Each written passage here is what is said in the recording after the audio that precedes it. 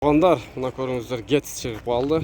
Мындай Getz өтө срочно дейт. 260 миң сом кеми бар дейт. Өтө сонун 2003 жылкы 1.4 объемда 779 менен 15 33 65 экен. 60 так 3 экен номери. Караңыздар, ички абалдарына. Мына поликтерин караңыз, өзгөчө эбо поликтер. Таблолор дагы өтө сонун экен мына жерде. Торпедолар да бүтүн экен, жалтырап, чөткү турат. Мына карасаңыздар, заводскойдо турат. Туугандар, ички абалдарын караңыздар.